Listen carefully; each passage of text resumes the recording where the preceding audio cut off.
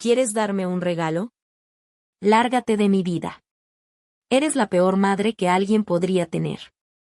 Las palabras quedaron flotando en el aire del elegante comedor del club de campo, filosas como vidrios rotos y igual de hirientes. Por un instante, todo a mi alrededor pareció detenerse. Los meseros sirviendo champaña, la organizadora de la boda revisando el itinerario de mañana, las miradas curiosas de los papás de Blake. Yo, Sofía Carter, de 58 años, me quedé completamente inmóvil, con las manos todavía extendidas hacia el mapa de asientos que estaba intentando discutir con mi hija. Amber, dije en voz baja. Vamos afuera a hablar de esto con calma. No hay nada de qué hablar, escupió Amber, su rostro perfectamente maquillado deformado por una rabia que parecía desproporcionada a mi simple sugerencia de mover a su frágil abuela a una mesa más lejos de la banda. Siempre haces lo mismo. Quieres controlar todo. Me avergüenzas frente a todos. Solo estaba pensando en los aparatos auditivos de la abuela Ellen, intenté explicar. Ya basta. Y cállate, su voz subió de tono, atrayendo más atención de los invitados a la cena de ensayo. Esta es mi boda, mía, no tuya ni de la abuela. He trabajado demasiado para que todo sea perfecto. Blake, mi futuro yerno, se movió incómodo a su lado, pero no dijo nada. Sus papás intercambiaron una mirada que transmitía tanto vergüenza como una validación satisfecha, como si la rabieta de Amber confirmara todo lo que sospechaban sobre su crianza. Amber, cariño, intenté de nuevo, consciente de la audiencia que crecía. Yo solo quiero lo mejor para todos mañana. Lo mejor, se rió con un sonido seco, sin nada de humor. Lo mejor sería que desaparecieras. En serio, mamá, si de verdad quieres darme un regalo de bodas, desaparece de mi vida. Estoy harta de disculparme por ti con la familia de Blake. La sala quedó en silencio. Incluso los meseros se quedaron quietos.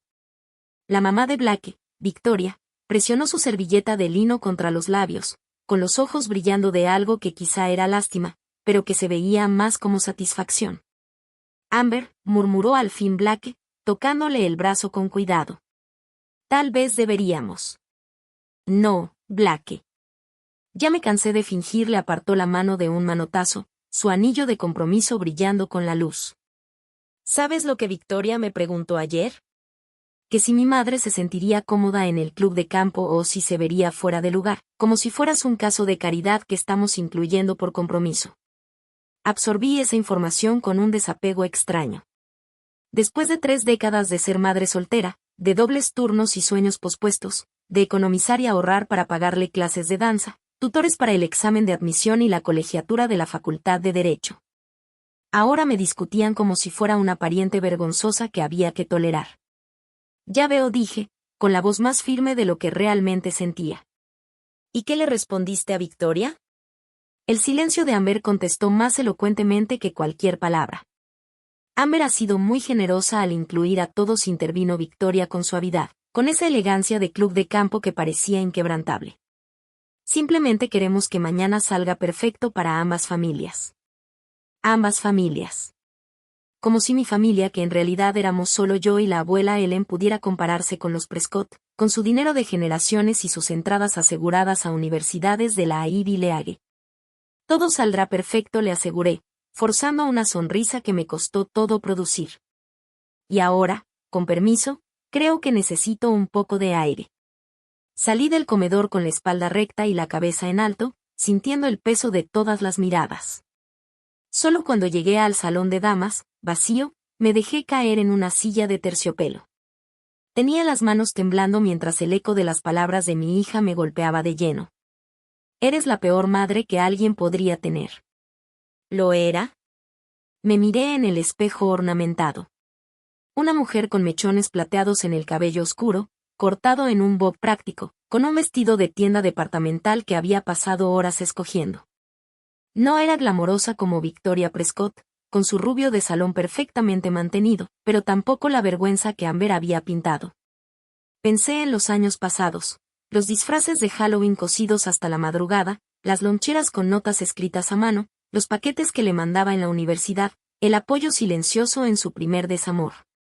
Claro que había cometido errores, todos los padres los cometen, pero la peor madre que alguien podría tener. Mi celular vibró con un mensaje de Amber: ¿dónde estás? La organizadora necesita repasar de nuevo el tiempo de tu entrada. Ninguna disculpa, ningún reconocimiento de las palabras crueles que aún resonaban en mi cabeza. Solo la impaciencia de que yo no cumpliera mi papel asignado en su producción perfecta. Contesté: no me siento bien, me voy a casa a descansar antes de mañana. Todo va a estar bien. Mientras manejaba de regreso a la modesta casa de 3 recámaras donde había criado sola a Amber después de que su padre decidiera que la paternidad era demasiado limitante para su estilo de vida. No pude evitar pensar en la propiedad al otro lado de la ciudad, donde Amber y Blake vivían ahora. Esa hermosa casa colonial que había pertenecido a mi padre, que me heredó hace 3 años con instrucciones claras de que la podía transferir a Amber cuando llegara el momento indicado. Los había dejado mudarse de inmediato, planeando firmar la escritura como regalo de bodas, un nuevo comienzo sin la carga de una hipoteca. Amber nunca cuestionó ese arreglo, jamás preguntó por la propiedad, simplemente lo aceptó, como siempre había aceptado mis sacrificios, con una sensación de derecho que yo confundí con confianza. Ya en casa, me quité los tacones sencillos y me senté en la mesa de la cocina, rodeada de preparativos de boda. Mi vestido de madre de la novia colgaba de la puerta del cuarto de lavado. El libro de invitados hecho a mano, en el que había invertido semanas, descansaba en la mesa. El kit de emergencias con cinta de moda, aspirinas y curitas ya estaba listo para mañana. Suma de mi vida, susurré en voz baja al cuarto vacío, probando cómo se sentían esas palabras en mi boca. Desaparece de mi vida. Tal vez, después de tantos años, había llegado la hora de darle a mi hija exactamente lo que había pedido. Encendí mi laptop, la abrí y comencé a escribir. La luz de la mañana que se filtraba por mis cortinas me encontró ya despierta, con los ojos ardiendo tras una noche que pasé entre lágrimas y planeación meticulosa. Mi celular mostraba 17 llamadas perdidas y 23 mensajes, la mayoría de Amber, cada vez más frenéticos conforme avanzaba la noche. Mamá, la organizadora necesita confirmar tu cita para el peinado. Mamá, ¿en serio no vas a contestar? El ensayo ni siquiera ha terminado. Madre, esto es ridículo. Llámame ya. Y finalmente, a las 2:17 de la mañana, está bien, haz lo que quieras. Pero más te vale estar en el lugar a las 10 de la mañana, o te juro por Dios que nunca te lo voy a perdonar. Dejé el celular a un lado y fui a mi closet, apartando la bolsa con el vestido de seda azul que había ahorrado por meses para poder comprar. En vez de eso, saqué ropa práctica, jeans, un suéter cómodo, zapatos sin agujetas. Hoy iba a necesitar movilidad, no ceremonia. En mi mesa de cocina repasé los documentos que había juntado durante la noche, escrituras, estados de cuenta, contratos con los proveedores de la boda y años de registros financieros. Organizados meticulosamente en mi viejo archivero. El rastro en papel de todos mis sacrificios de madre, expuesto en blanco y negro. Mi padre había sido contador y me enseñó la importancia de la documentación. La gente puede discutir tus palabras, decía, pero no puede discutir los números. ¿Cuánta razón tenía? Hice mi primera llamada exactamente a las 7 de la mañana, a Jonathan Mix, el abogado de mi padre y albacea de su testamento. Sofía, ¿todo bien? No es hoy la gran boda, su voz familiar sonaba preocupada. Hubo un cambio de planes, Jonathan. Necesito hablar de la propiedad en Maple Avenue, la que actualmente ocupan mi hija y su prometido. ¿La casa de tu padre? Pensé que ibas a transferírsela a Amber como regalo de bodas. Los planes cambian, respondí con una voz más calmada de lo que me sentía. Quiero explorar mis opciones para vender la propiedad. Hubo una pausa. Sofía, ¿segura que estás bien? Esto suena muy repentino. He tenido una revelación, Jonathan. Sobre respeto, límites y la verdadera naturaleza de los regalos. Miré la escritura frente a mí. La casa sigue legalmente a mi nombre, ¿cierto? Sí, absolutamente. Tu padre te la dejó sin condiciones. Lo de transferirla a Amber fue solo una sugerencia. Legalmente puedes venderla si lo deseas. ¿Y cuál sería el tiempo más rápido posible para una venta así? Jonathan carraspeó. Bueno, en el mercado actual, Con una propiedad tan atractiva, si aceptas una oferta un poco por debajo del valor de mercado, conozco varios inversionistas que pagan en efectivo y con pocas condiciones. Podríamos cerrar en tan solo 48 horas. Perfecto. Haz las llamadas. Estaré en tu oficina al mediodía para firmar lo que sea necesario. Mi siguiente llamada fue a Margaret Willis, la organizadora que Amber había elegido para su boda soñada, cuyos honorarios yo estaba pagando aunque Amber dejaba que la familia de Blake creyera que ellos estaban aportando bastante. Señora Carter, justo iba a marcarle. La extrañamos anoche al final del ensayo, y hay algunos detalles. Margaret, la interrumpí suavemente, me temo que ha habido un cambio importante.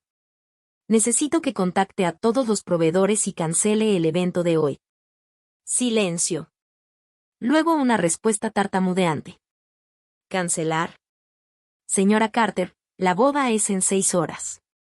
Eso no es posible. Revise su contrato, Margaret. Sección 7, párrafo 3. Especifica que, como parte financieramente responsable, conservo el derecho de cancelar, compensando a los proveedores por su tiempo y materiales. Entiendo que habrá penalizaciones importantes. Estoy preparada para cubrirlas todas. Pero la novia, la señorita Carter, quedará devastada. Estoy segura de que si admití, recordando el veneno en la voz de Amber, eres la peor madre que alguien podría tener. Sin embargo, por favor proceda con las cancelaciones. Todas. Salón, banquete, flores, música, fotografía, todo. Después de colgar con la desconcertada organizadora, avancé sistemáticamente con mi lista: el banquetero, la florista, el cuarteto de cuerdas, el fotógrafo.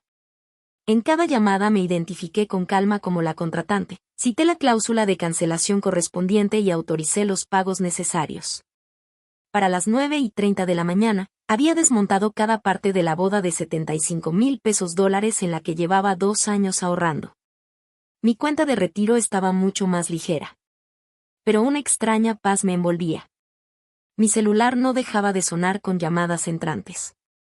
Amber, la organizadora, incluso Blake en una ocasión, pero dejé que todos se fueran al buzón de voz mientras yo empacaba una maleta pequeña y reunía los documentos que había preparado durante la noche.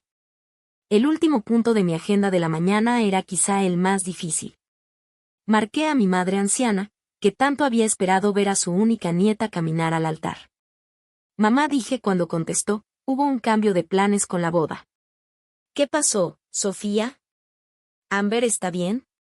Amber está físicamente bien, la tranquilicé. Pero la boda no se llevará a cabo hoy. Te explicaré todo después, pero por ahora necesito que confíes en mí.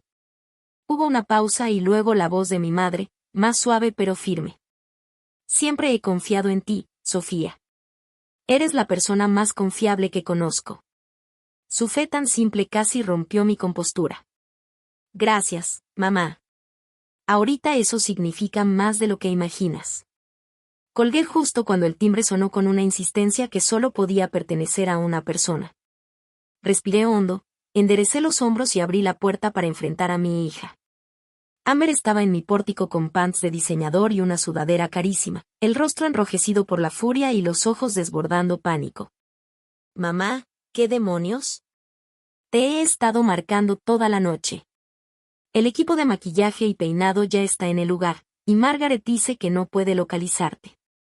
Se detuvo de golpe al notar mi ropa casual y la maleta empacada que se veía en el pasillo detrás de mí. ¿Por qué no estás vestida? Tenemos que salir para el lugar en 1 hora. Estudié la cara de mi hija, la misma que memoricé cuando era recién nacida, la misma que besé para curar miles de raspones, la misma que vi crecer hasta convertirse en una mujer hermosa. El mismo rostro que apenas unas horas antes se había torcido con desprecio al rechazar públicamente 28 años de devoción materna. Hubo un cambio de planes, Amber, dije en voz baja. La boda ha sido cancelada. Su expresión se congeló y luego se transformó en algo entre horror y rabia. ¿De qué hablas? ¿Cancelada? Eso no. No puedes. Me empujó y entró a la casa, sacando ya su teléfono. Tengo que llamar a Margaret ahora mismo y arreglar este malentendido. No es un malentendido, la interrumpí, cerrando la puerta detrás de ella. Esta mañana llamé a todos los proveedores y cancelé sus servicios. El lugar, el banquete, las flores, todo. Amber se giró lentamente hacia mí, su rostro perdiendo el color. ¿Qué hiciste? No puedes hacer eso. ¿Qué es mi boda? En realidad sí puedo. Y ya lo hice. Todos los contratos estaban a mi nombre, con mi firma, pagados con mi dinero. No entiendo, susurró, con la voz de repente pequeña. ¿Por qué me harías esto? La miré directo a los ojos. Anoche me hiciste una petición. Me pediste un regalo, desaparecer de tu vida. Dijiste que soy la peor madre que alguien podría tener. Las palabras todavía dolían, pero mi voz se mantuvo firme.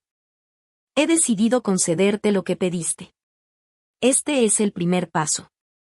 El celular de Amber comenzó a sonar. El tono de Blake. Contestó con manos temblorosas. Blake, algo está mal. Mi mamá dice que canceló la boda. No entiendo qué está pasando. Alcancé a escuchar su voz, diminuta por el altavoz, igual de confundida y cada vez más alarmada. Le hice una seña a Amber para que me siguiera a la cocina, donde tenía extendida toda la documentación de mi trabajo nocturno. Tengo que colgar, Blake. Ven a la casa de mi mamá ahora. Terminó la llamada y miró los papeles sobre la mesa. ¿Qué es todo esto? Esto, dije levantando la primera carpeta, es la verdad sobre tu vida perfecta. ¿De qué hablas? ¿Qué verdad? La voz de Amber temblaba entre enojo y miedo mientras miraba los documentos desplegados. Por favor, siéntate, le indiqué una silla. Por primera vez, Amber obedeció sin discutir. Tal vez demasiado aturdida por la bomba de la cancelación para resistirse. Tomé la primera carpeta, con la etiqueta boda, y la abrí. Aquí están todos los contratos, comprobantes de depósitos y confirmaciones de pago de la boda que no se celebrará hoy. El gasto total, $78,452. Todo pagado desde mis cuentas. Los ojos de Amber se abrieron de par en par.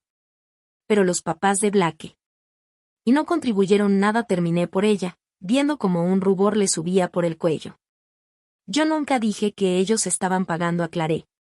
Solo lo asumieron, y era más fácil dejar que pensaran que yo no podía darle a mi hija una boda digna. Que ustedes, Blake y tú, estaban siendo generosos al incluir a su madre incómoda, a pesar de la carga económica que eso representaba para tu nueva familia. El golpe dio en el blanco. Las mejillas de Amber se encendieron aún más. No fue así. Fue exactamente así, Amber. Saqué un documento en particular, un correo electrónico de Victoria Prescott al coordinador de eventos del club de campo, que Amber me había reenviado por accidente meses atrás. Tu futura suegra mencionaba cómo Blake era tan bondadoso al subsidiar una fiesta tan extravagante, cuando la familia de la novia claramente no podía con eso. Los ojos de Amber evitaron los míos. Victoria solo, a veces dice cosas. No significa nada. Y nunca la corregiste. No fue una pregunta.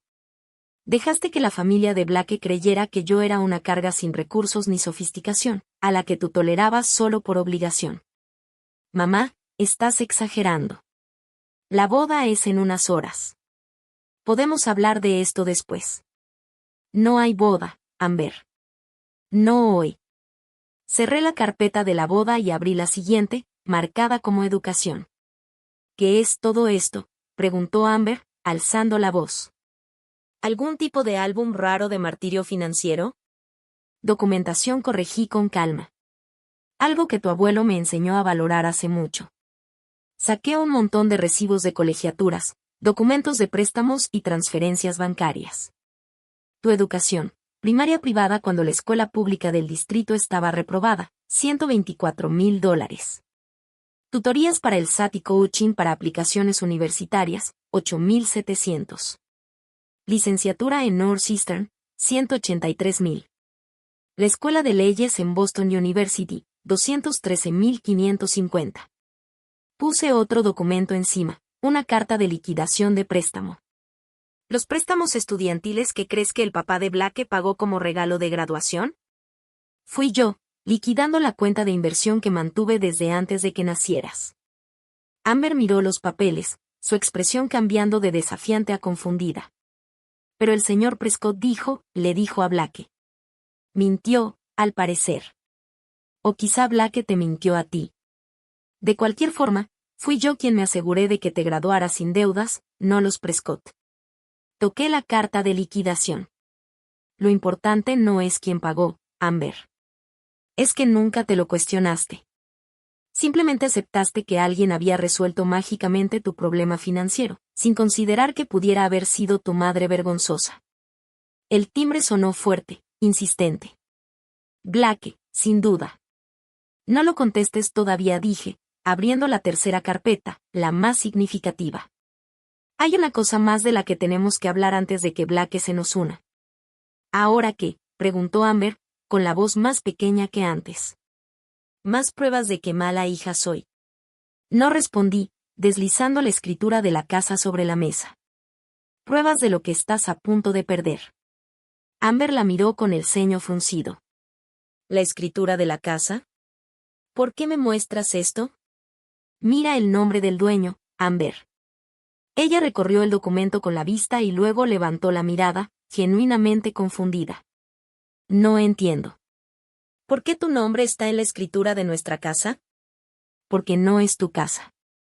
Nunca lo fue. Mantuve mi voz suave, pese a la gravedad de lo que revelaba. La casa de Maple Avenue era de tu abuelo. Cuando murió hace 3 años, me la dejó a mí. El timbre volvió a sonar, esta vez acompañado de golpes. Amber apenas lo notó, concentrada en la escritura que temblaba en sus manos. Pero hemos vivido ahí desde antes de comprometernos. Dijiste que era mi herencia. Dije que era parte del legado de tu abuelo que eventualmente sería tuyo, la corregí. Te permití a ti y a Blake mudarse pensando en transferírsela como regalo de bodas. Nunca les cobré renta. Jamás pedí que aportaran para los impuestos o el seguro que yo pagaba. ¿Entonces la casa es tuya?, preguntó Amber con un tono hueco. Sí. Y desde esta mañana, está en proceso de venta. Puse el contrato preliminar de compraventa junto a la escritura. El cierre será el lunes por la mañana. El rostro de Amber se quedó sin color. ¿Estás vendiendo nuestra casa? No puedes hacer eso. Todas nuestras cosas, nuestra vida. Acaban de terminar de renovar la cocina con mi dinero, le recordé. Los $45,000 del préstamo de la herencia de tu abuelo que nunca cuestionaste vinieron directamente de mis ahorros para el retiro. Los golpes en la puerta se hicieron más fuertes. Me levanté y caminé hacia la entrada.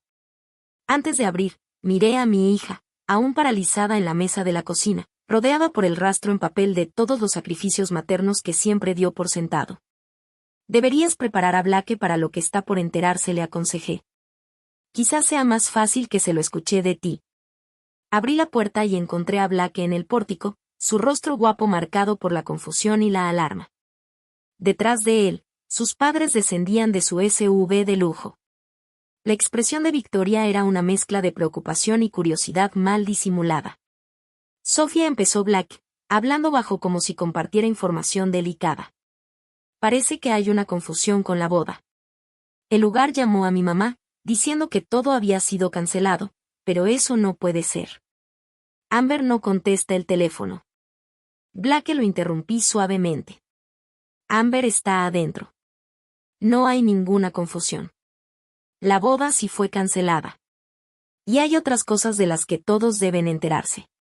Me hice a un lado, señalando para que entraran. Por favor, pasa. Tú también, Richard, Victoria. Esto les concierne a todos. Blake dudó un segundo, sintiendo claramente que algo importante estaba por desatarse, pero finalmente pasó. Sus padres lo siguieron con más cautela, la mirada crítica de Victoria recorriendo mi casa modesta como si tomara nota de cada carencia. Amber llamó Blake con voz tensa. En la cocina, le indiqué, caminando detrás de los Prescott mientras atravesaban mi sala, decorada con muebles sencillos y fotos familiares. Cuando entramos a la cocina, Amber seguía en el mismo lugar donde la había dejado. Pero ahora, lágrimas corrían por su rostro mientras apretaba la escritura entre sus manos temblorosas. Amber, cariño, ¿qué pasa? Blake corrió a su lado, arrodillándose junto a su silla. ¿Qué está ocurriendo? Amber lo miró a él, luego a sus padres que dudaban en la entrada, y finalmente a mí. En ese instante, en sus ojos apareció algo que no había visto en años: reconocimiento. No de mí como la madre vergonzosa o la banquera conveniente, sino el reconocimiento de lo que había hecho, lo que había dicho y lo que ahora se desmoronaba como consecuencia. Mamá está vendiendo nuestra casa, susurró Amber a Blake. En realidad, nunca fue nuestra. La confusión de Blake se profundizó. ¿De qué hablas? Claro que es nuestra. Hemos vivido ahí por 2 años. En realidad, intervine, ese es el primer punto que necesitamos aclarar. Mientras los Prescott se reunían alrededor de mi mesa de cocina, comencé a desmantelar sistemáticamente la narrativa cuidadosamente construida que había permitido a Amber presentarse como la igual de Blake en riqueza y estatus. Una narrativa basada por completo en mis sacrificios silenciosos y en sus omisiones deliberadas. Y la casa era solo el principio. Señora Carter, dijo Richard Prescott, con ese barítono autoritario que denotaba la confianza de un hombre acostumbrado a dominar cualquier sala. Entiendo que puede haber una disputa familiar aquí, pero cancelar toda la boda me parece una exageración. Hay 200 invitados, muchos de los cuales viajaron. Papá, espera, interrumpió Blake, su atención fija en la escritura que Amber aún apretaba. ¿Qué pasa con nuestra casa? Victoria se acercó, mirando por encima del hombro de su hijo el documento. Sus facciones perfectamente cuidadas pasaron de la confusión a algo más duro conforme comprendía. La casa está a nombre de Sofía, pero tú nos dijiste que era tu herencia, Amber. Todas las miradas se clavaron en mi hija, que parecía encogerse en su silla. Nunca lo dije exactamente, murmuró. Solo, no corregí ciertas suposiciones. Suposiciones que alentaste deliberadamente, añadí en voz baja.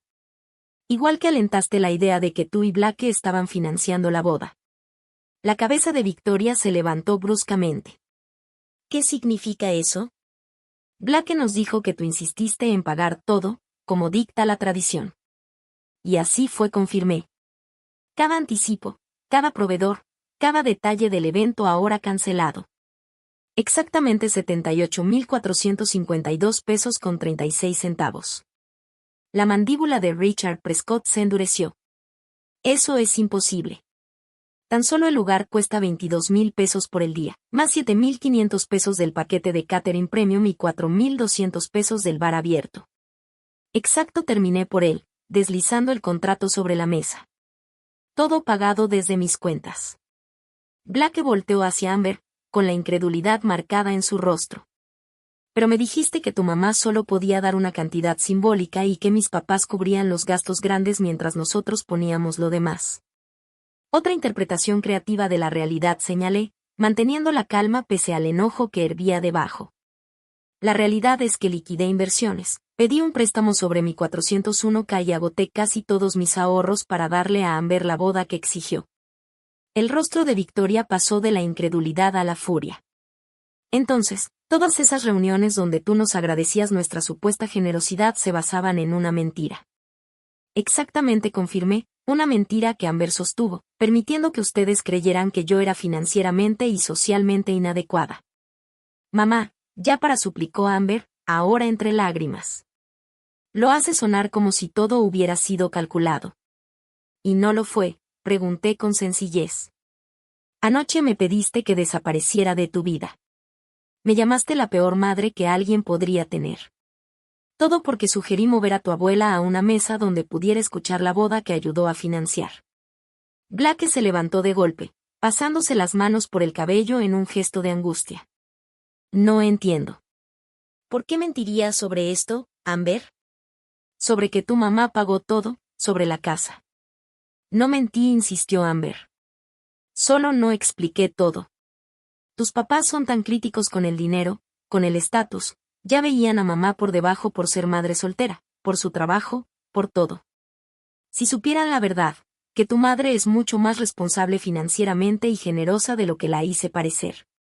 Que es dueña de la casa que presentaste como tuya, intervino Richard Prescott, ahora con un tono frío y analítico. que financió la educación por la cual dices haber tenido becas. Lo miré, sorprendida de lo certero de su observación. Tal vez el padre de Blake era más perspicaz de lo que su fachada de club campestre dejaba ver. Las becas fueron reales, protestó Amber débilmente. Solo que no cubrieron todo. Cubrieron aproximadamente el 12% de tus gastos educativos totales, corregí, señalando la carpeta de educación. Yo cubrí el resto. Blake caminaba de un lado a otro en la pequeña cocina, tratando de procesar las revelaciones. Entonces, las renovaciones de la casa que hemos estado haciendo se financiaron con un préstamo de 45,000 pesos de ti, que Amber nunca mencionó pagar. Así es, confirmé.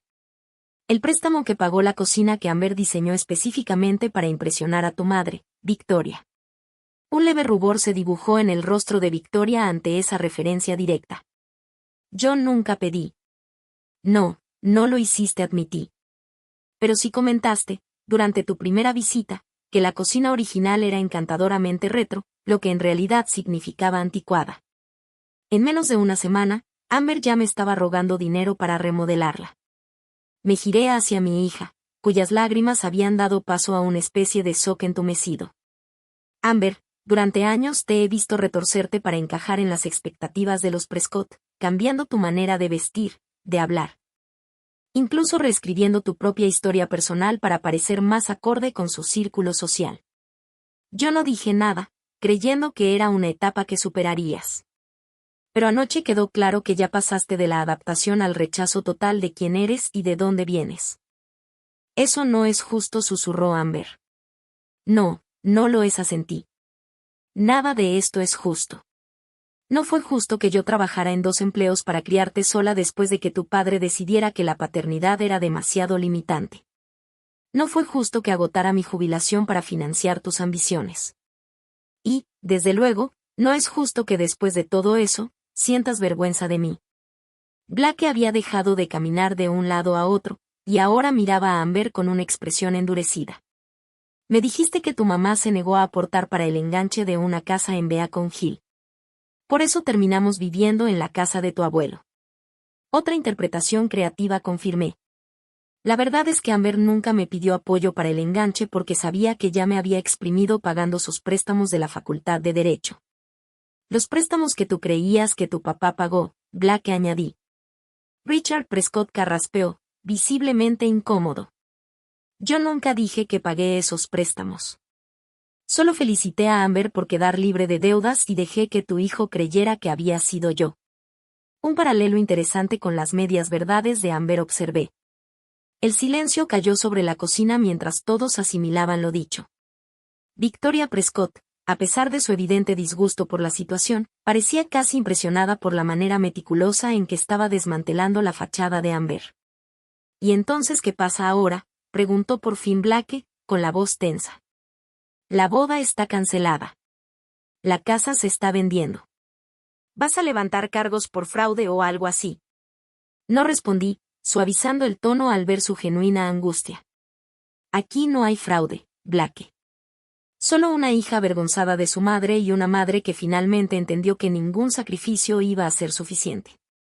Pero la casa, empezó Amber. Se venderá el lunes a un comprador de contado, la interrumpí. Tú y Blake tienen hasta mañana a las 5 de la tarde para sacar sus pertenencias. Lo que quede se donará. No puedes hacer esto, gritó Amber, por fin encontrando la voz. ¿A dónde se supone que vayamos? Todos nuestros amigos creen que hoy nos casamos. No podemos simplemente.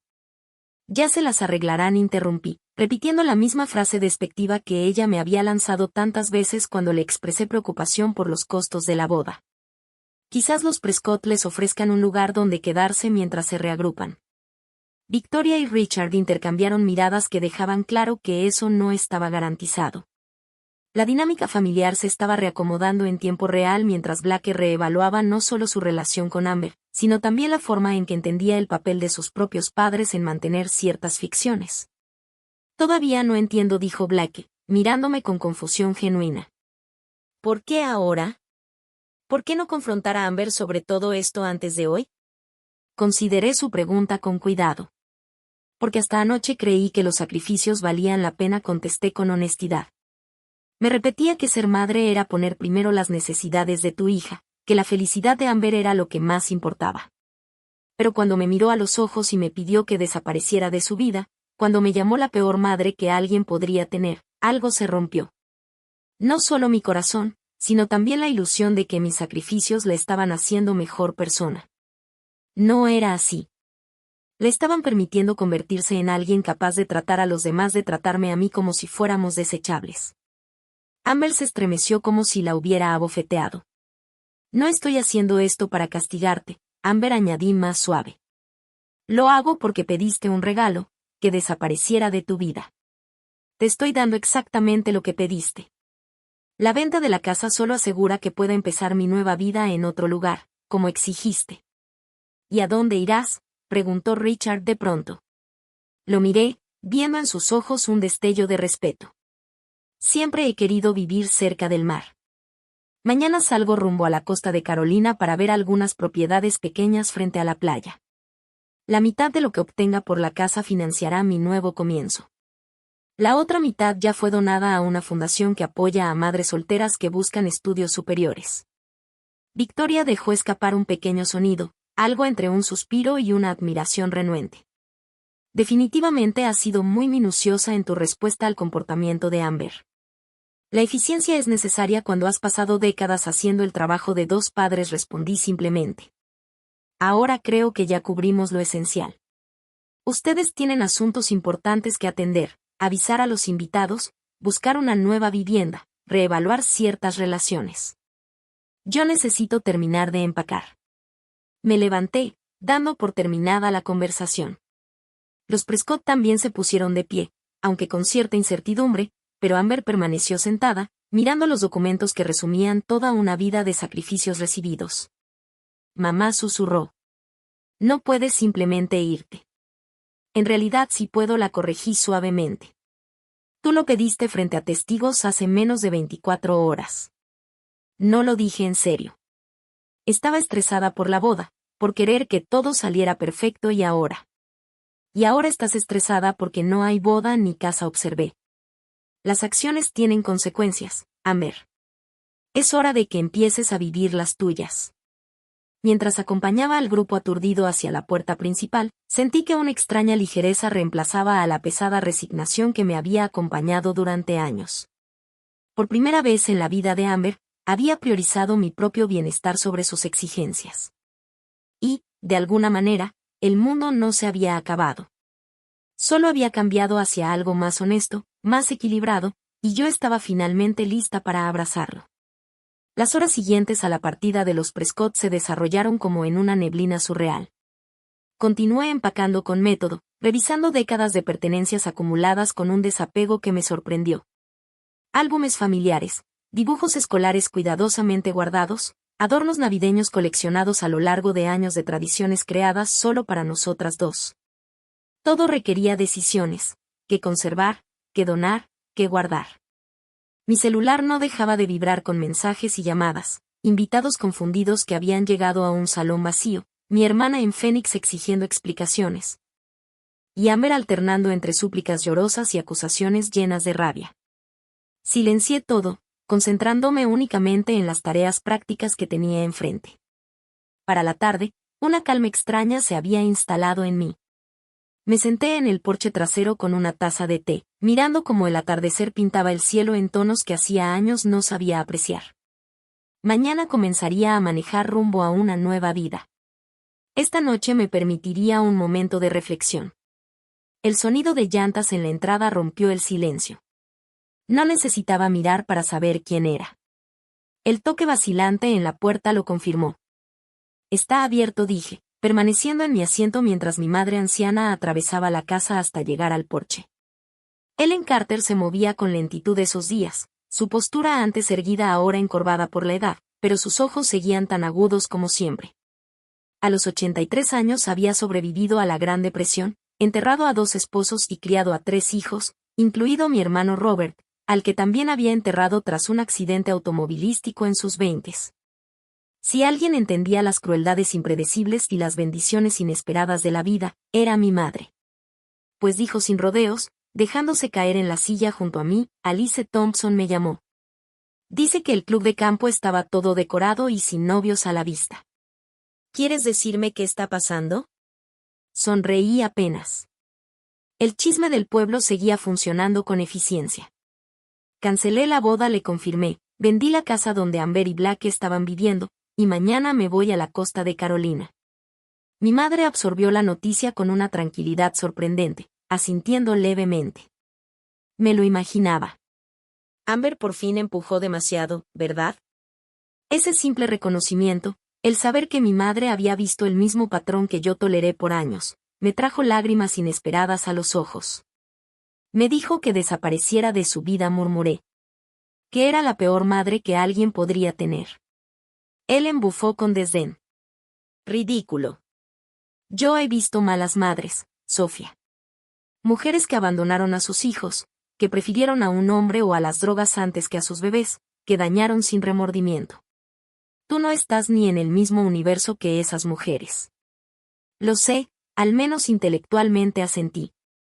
Pero escuchar esas palabras de mi propia hija después de todo, rompió algo fundamental. Un lazo que creías irrompible terminó mi madre por mí. Sí.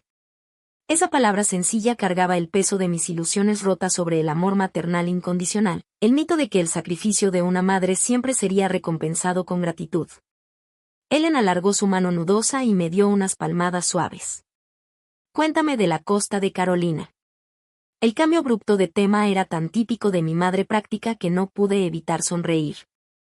He estado investigando comunidades pequeñas cerca de Wilmington, lugares tranquilos con acceso a la playa y precios razonables. Con lo de la casa puedo pagar algo modesto. Buen lugar para pescar, comentó Ellen. Tu padre y yo pasamos una semana ahí antes de que nacieras. Es un ritmo distinto, más pacífico.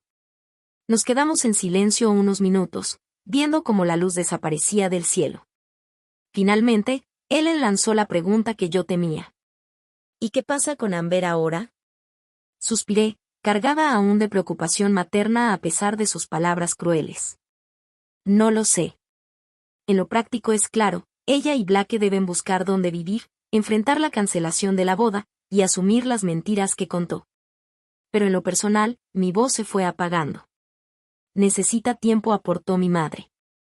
La distancia puede dar claridad para ambas. ¿Estás enojada conmigo?, pregunté de pronto. Por cancelar la boda, vender la casa, irme. Ellen se lo pensó con esa seriedad que siempre la caracterizaba.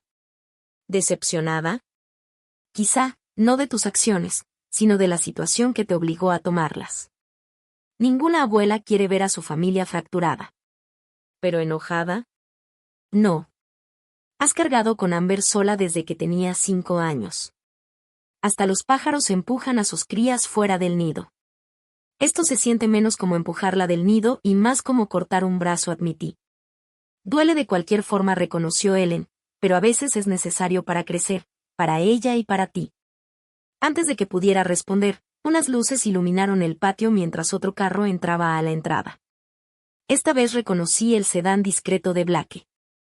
Ya llegaron los refuerzos, observó mi madre con ironía. ¿Quieres que lo corra?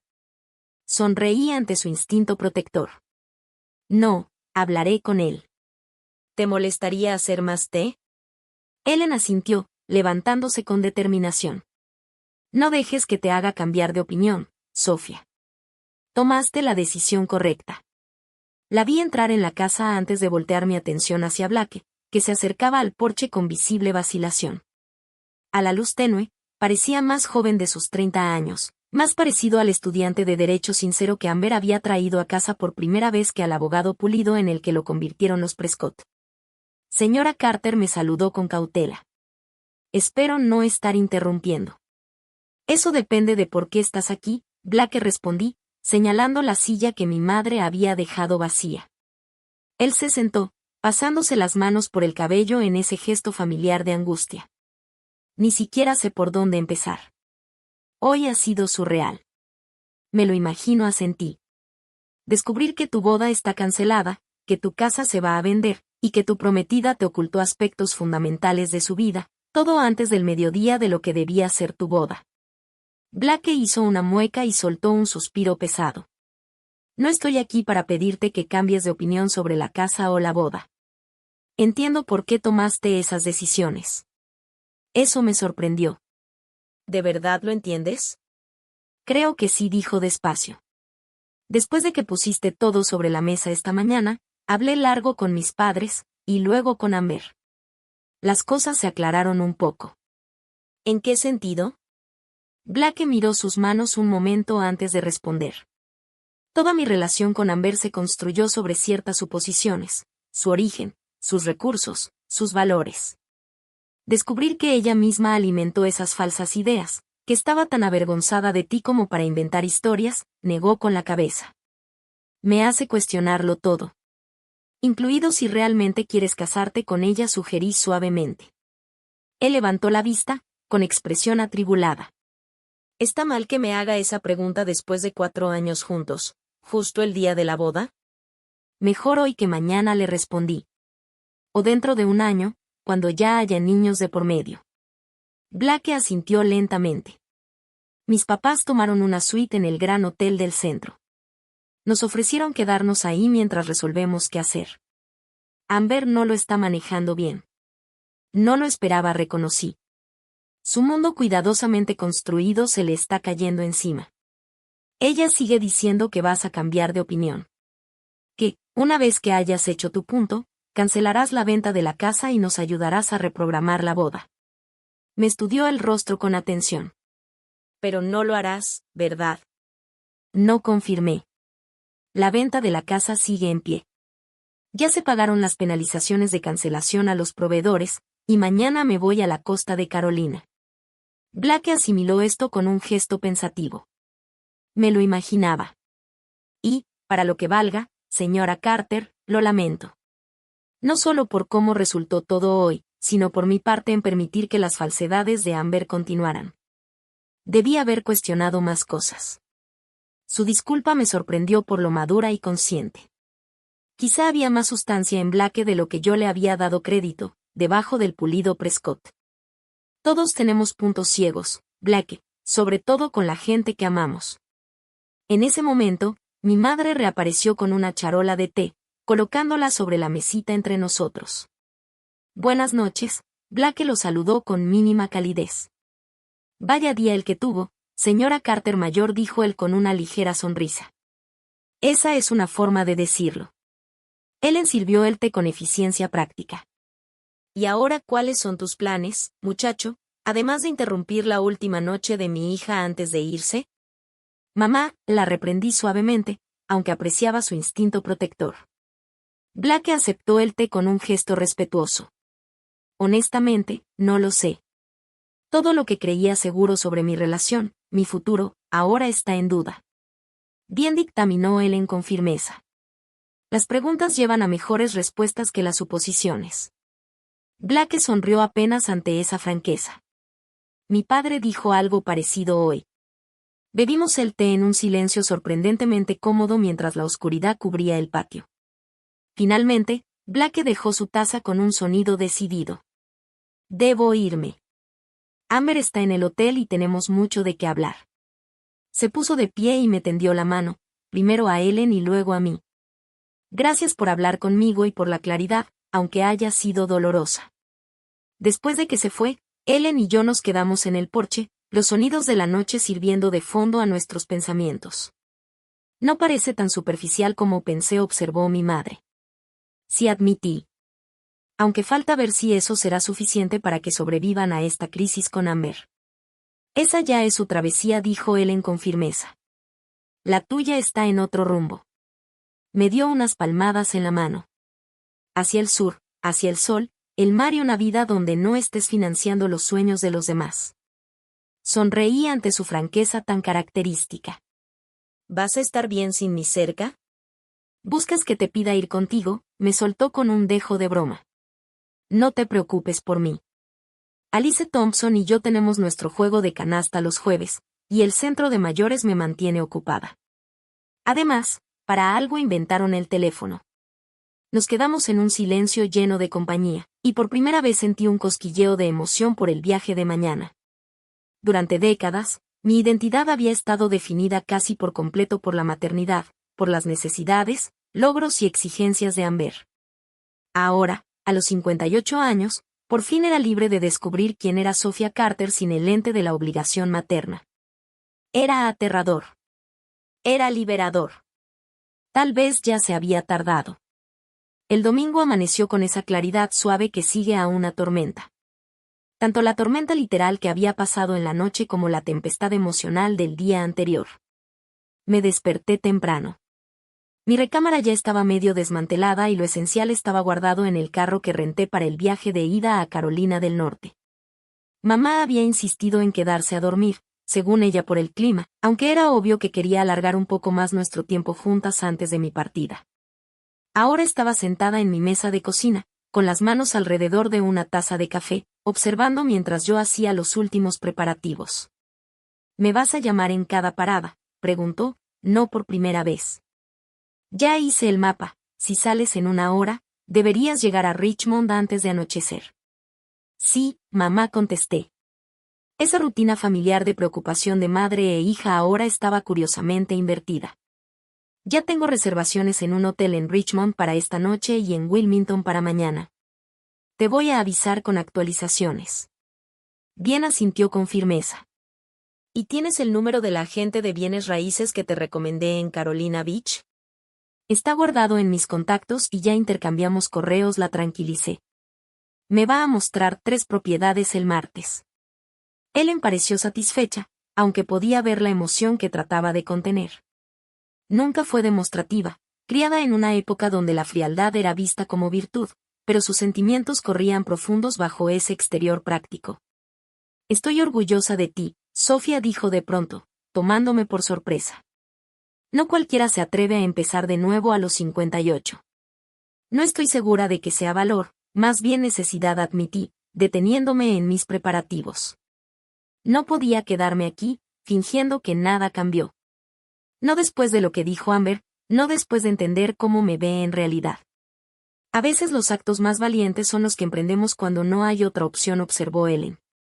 Tu padre solía decir que el verdadero carácter se revela no cuando todo va bien, sino cuando el suelo tiembla bajo tus pies.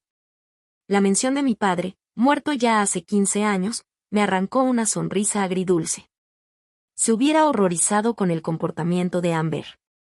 Totalmente, coincidió Ellen sin dudar. Pero estaría tremendamente orgulloso de ti, como lo estoy yo.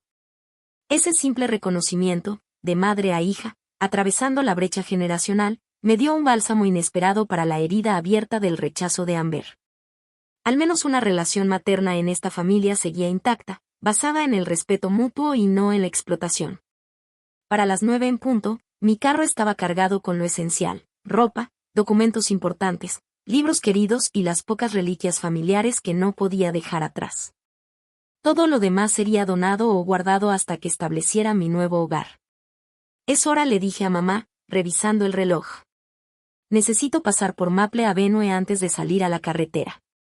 Ellen arqueó las cejas. ¿Vas a la casa? ¿Es prudente? ¿Prudente? No. ¿Necesario? Sí. Tengo que asegurarme de que Amber y Blake sacaron sus cosas como se les indicó. Los nuevos dueños quieren la propiedad vacía y el cierre es mañana. Jonathan se encargará del papeleo en mi ausencia. ¿Y si no recogieron todo?, preguntó de manera práctica. Entonces lo que quede pasa a la donación que ya organicé, contesté, con una firmeza mayor a la que sentía. La fecha límite fue clara. Ellen asintió, respetando mi decisión a pesar de su evidente preocupación. Te sigo en mi coche, así después puedo regresarme sola. La mañana estaba luminosa y clara cuando manejamos los 15 minutos al otro lado de la ciudad, hasta la elegante casa colonial en Maple Avenue que había sido el orgullo de mi padre. Al llegar a la entrada, noté de inmediato que el coche de Blake no estaba, aunque había señales de una empacada apresurada. Materiales de embalaje tirados en el césped delantero y la puerta del garaje entreabierta revelando repisas a medio vaciar. Parece que sí han estado ocupados, observó Ellen al acercarnos a la puerta principal. Usé mi llave, un gesto que aún se sentía natural a pesar de la inminente entrega de la propiedad, y entré a la casa que había estado en nuestra familia por 2 generaciones. La impresión inmediata fue de caos abandonado, clavos vacíos en las paredes, huellas rectangulares de polvo donde estuvo el mobiliario, envolturas tiradas en el piso. Se llevaron lo más importante, noté mientras cruzaba el vestíbulo hacia la sala. Aunque la limpieza nunca fue el fuerte de Amber, comentó Ellen con sequedad. Literal ni figurativamente.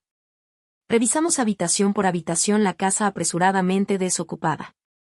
La cocina, renovada recientemente con mi dinero, estaba inquietantemente vacía, con electrodomésticos caros brillando en contraste con el desorden de la salida apresurada.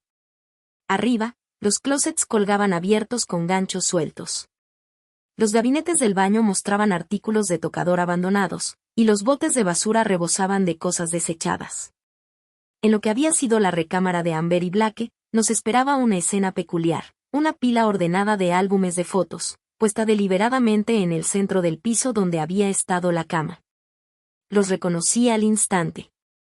Eran la colección cuidadosamente armada de las fotos de infancia de Amber, que yo había reunido durante años, desde sus primeros pasos hasta su graduación en la Facultad de Derecho. Dejó tus álbumes de fotos, comentó Ellen, con un tono indescifrable. Así es. Me arrodillé junto a la pila y abrí el de arriba en una página donde Amber, de 7 años, mostraba orgullosa su primer diente caído. La sonrisa chimuela, tan inocente y genuina, apenas tenía parecido con la mujer calculadora que me había dicho que desapareciera de su vida. ¿Te los vas a llevar?, preguntó Ellen. Lo pensé con seriedad, sopesando el valor emocional frente a las limitaciones prácticas de mi coche ya cargado. Pero, más allá de eso, examiné mis propios sentimientos sobre llevarme esos recordatorios físicos de una relación que había cambiado de raíz. No decidí al fin. Me quedaré con unas cuantas fotos especiales, pero estos álbumes pertenecen al pasado, a una relación que ya no existe en la forma que estas imágenes celebran. Ellen asintió, con comprensión en los ojos. ¿Mañana llega el equipo de limpieza? Sí, antes de que el nuevo dueño haga el recorrido final, confirmé, poniéndome de pie. Ellos se encargarán de lo que quede y prepararán la casa para su nueva familia. Seguimos la revisión hasta llegar a la pequeña oficina que había sido el dominio de mi padre y, más recientemente, el espacio de trabajo en casa de Blake. El escritorio ya no estaba, pero un sobre descansaba apoyado en la repisa de la ventana, con mi nombre escrito en la letra precisa de Blake. Con curiosidad más que con temor, lo abrí. Sofía, para cuando leas esto ya habremos desocupado la casa como se nos pidió. Quiero agradecerte la generosidad que me mostraste durante todos estos años. Una generosidad que no comprendí por completo hasta ayer. Amber y yo hemos tenido conversaciones difíciles desde que dejamos tu hogar. Ella está batallando por reconciliar sus acciones con la imagen que tiene de sí misma, y creo que será un proceso largo. Por mi parte, estoy revaluando muchos aspectos de nuestra relación y de las bases sobre las que construimos nuestra vida juntos. No sé qué nos depare el futuro a Amber y a mí, pero quiero que sepas que tus acciones, aunque dolorosas, han abierto la puerta a una verdad necesaria. Pase lo que pase, esa verdad tiene valor. Me aseguré de que sacáramos todas nuestras pertenencias. Los álbumes de fotos en la recámara principal los dejamos intencionalmente para que tú decidieras. Amber no sabía si querrías conservarlos. Te deseo paz en este nuevo comienzo. Con respeto. Blake. Le pasé la carta a mi madre, que la leyó con las cejas levantadas. Pues mira, dijo al terminar, hay más profundidad en ese muchacho de la que pensé. Si coincidí, aunque su futuro con Amber queda en duda, por lo que deja entrever. Como debe ser, dictaminó Ellen con firmeza. Una relación construida sobre mentiras y manipulación no es una base sólida para el matrimonio. Terminamos la inspección, confirmando que, aunque un poco desordenado, todo lo personal había sido retirado. Al prepararnos para salir, me detuve en el centro de la sala, dándole una última mirada a la casa que había marcado tanto en nuestra historia familiar. Aquí, mi padre organizó cenas dominicales por décadas. Aquí, Amber dio sus primeros pasos sobre el piso de madera. Aquí se celebraron navidades, cumpleaños y momentos importantes a lo largo de los años. Diciendo adiós, preguntó Ellen suavemente, notando mi silencio. De alguna forma, sí, respondí. No solo a la casa, sino a lo que representa, el pasado. La versión de maternidad a la que me aferraba. La idea de que sacrificio siempre equivale a amor. ¿Y a qué le dirás sola?, preguntó mi madre, siempre práctica, buscando equilibrio. Sonreí, sintiendo como el peso de décadas de obligaciones maternales comenzaba a levantarse. A la posibilidad. A la autodeterminación. A una vida definida por mis propias decisiones y no por las necesidades o expectativas de alguien más.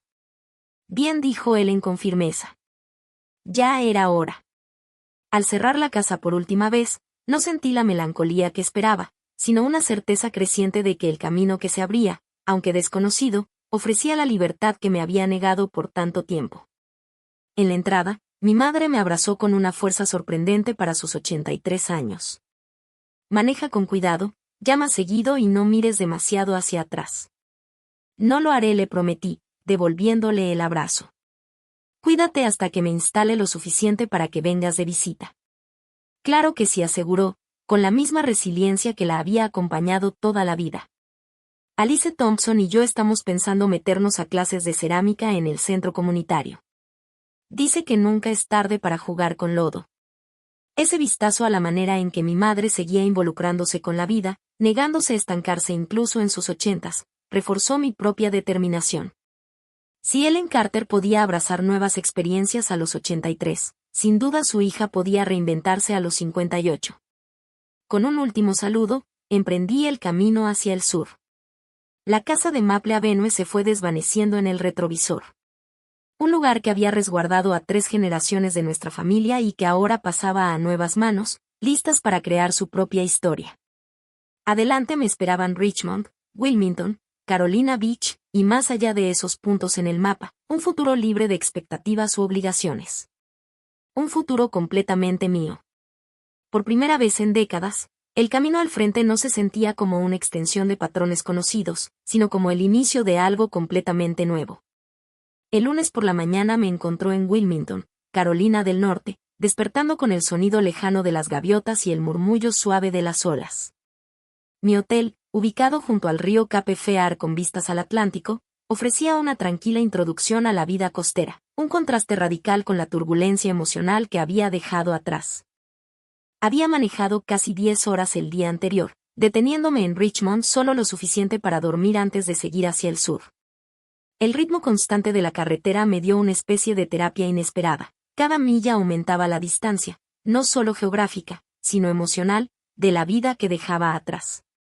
En el desayuno, en la terraza del hotel junto al río, revisé mi teléfono por primera vez desde la tarde anterior.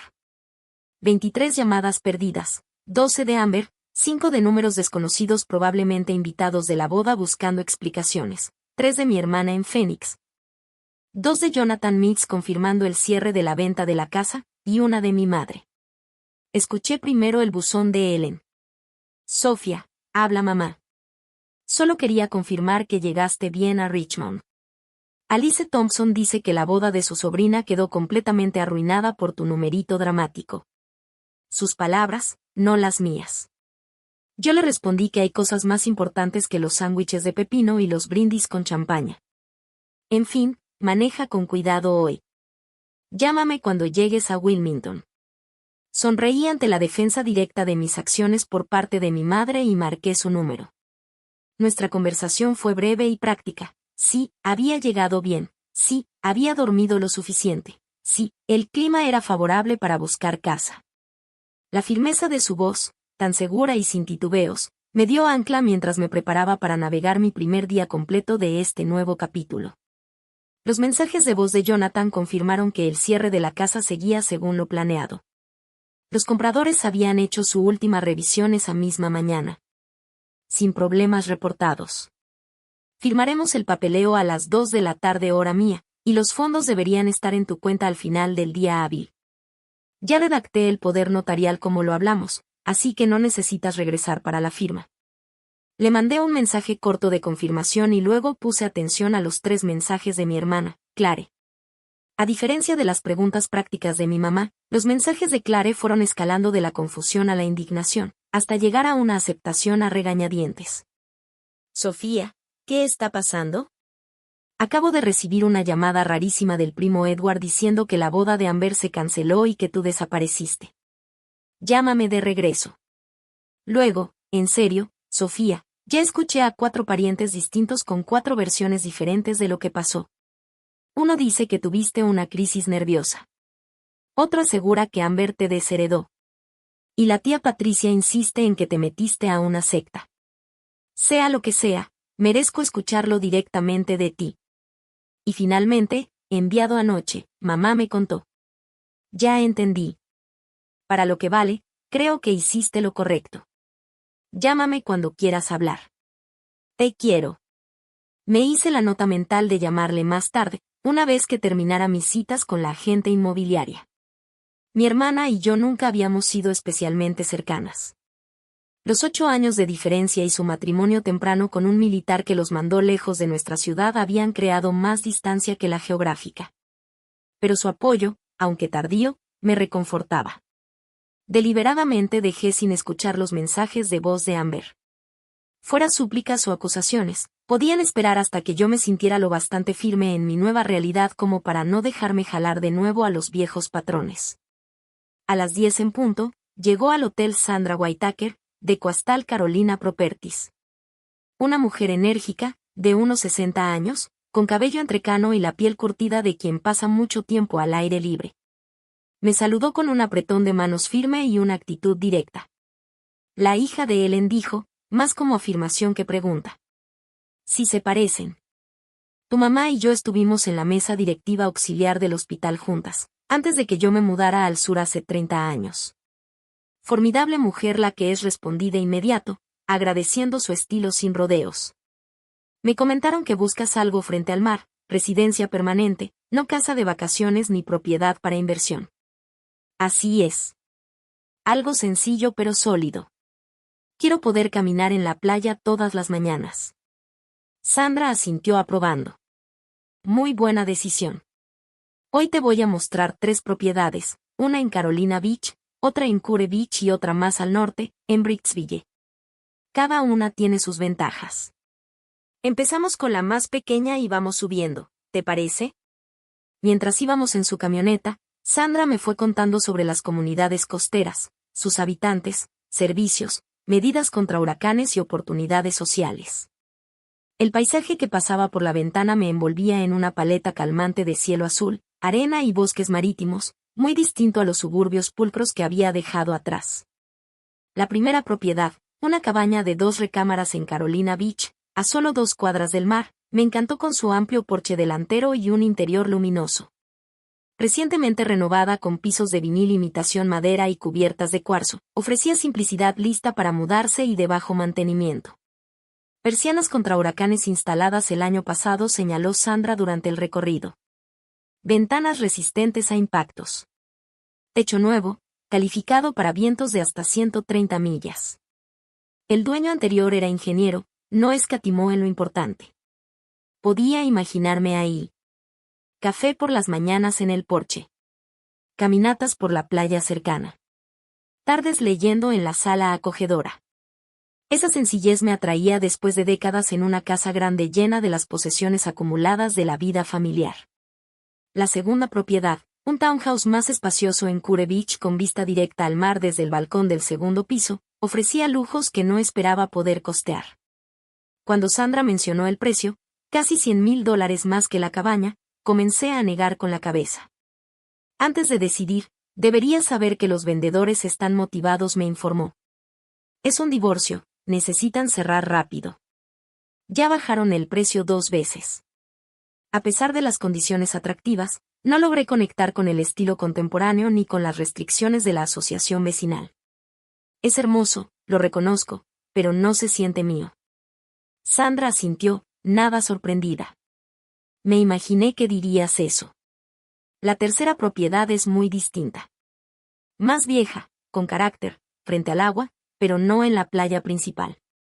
Está en el lado de la laguna en Brixville, con muelle privado. Necesita algunas remodelaciones, pero tiene buena estructura. Mientras íbamos rumbo a Brixville, me sentía cada vez más cómoda con Sandra. A diferencia de otros agentes demasiado insistentes que había conocido, ella presentaba las casas de forma objetiva, señalando pros y contras sin manipulación emocional. Tu mamá me dijo que estás empezando de nuevo, comentó mientras cruzábamos el puente hacia Brixville. Dejaste atrás una situación familiar difícil. Se podría decir así, respondí, sorprendida de que Ellen hubiera compartido tanto, aunque no me molestó. Sandra asintió con reflexión. Yo hice lo mismo a los 52. Dejé a un matrimonio de 30 años en Ohio. Me mudé aquí sin conocer a nadie. La mejor decisión de mi vida. Me miró de reojo.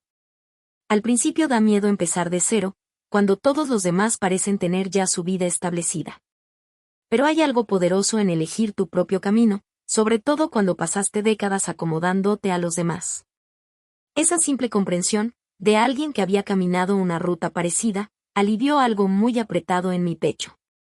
¿Alguna vez te arrepentiste?, pregunté. ¿De la ruptura, de mudarte? Ni una sola vez, respondió sin dudar. ¿Extrañar a ciertas personas? Claro. ¿Tener días difíciles? Por supuesto. ¿Pero arrepentirme de la decisión? Nunca. Doblamos por un camino angosto bordeado de robles vivos cubiertos de musgo español, cuyas ramas antiguas formaban un techo natural. Al final de la vereda se levantaba una cabaña azul desgastada, con un amplio porche envolvente frente a una tranquila extensión de agua, donde la vía intercostera se abría hacia una pequeña laguna. No está justo frente al mar, me advirtió Sandra al estacionarnos. El Atlántico queda como a media milla en esa dirección, fácil de llegar caminando. Pero esto, hizo un gesto hacia la vista del agua resplandeciente. Esto ofrece otro tipo de paz, menos dramática que las olas del mar, pero quizá más constante. En cuanto puse un pie en el porche, algo se movió dentro de mí. Un reconocimiento, una sensación de posibilidad que no había anticipado. La cabaña era modesta, 2 recámaras, una sala comedor abierta, una cocina que no se había renovado desde principios de los 2000. Pero su ubicación junto al agua y la calidad de la luz que se filtraba entre los árboles maduros creaban una atmósfera de santuario tranquilo. El muelle necesita algunas reparaciones, señaló Sandra mientras recorríamos el terreno. Y la cocina podría modernizarse si así lo deseas. Pero el techo está en buen estado, la cimentación es excelente y la elevación contra inundaciones cumple con los códigos actuales. Al final del muelle, me quedé mirando a una gran garza azul cazando su almuerzo en la orilla. Su paciencia simbolizaba el ritmo pausado de la vida costera. En ese momento, pude imaginar mañanas con café y un libro en ese muelle, atardeceres espectaculares reflejándose en el agua, noches escuchando el golpeteo suave de las olas en lugar del tráfico suburbano. La dueña es una señora mayor que se muda a un asilo, explicó Sandra cuando regresamos a la cabaña. Sus hijos viven en otros estados y quieren una venta rápida y sin complicaciones. Ella la ha tenido por 40 años. Aquí crió a su familia en los veranos y luego vivió todo el año después de que murió su esposo. Dentro, la cabaña mostraba su edad y el largo tiempo de ocupación, cortinas descoloridas, pisos de madera muy gastados, gabinetes de cocina de un estilo popular hace décadas. Pero, a diferencia de la perfección estéril del townhouse o la renovación impersonal de la primera casita, esta vivienda transmitía historia, la huella de vidas bien vividas entre sus paredes. En la recámara principal, una gran ventana panorámica daba al agua, perfectamente colocada para ver el amanecer. Me quedé de pie frente a ella, imaginando despertar cada mañana con esa vista, un recordatorio diario de belleza y posibilidad en lugar de obligación y límites.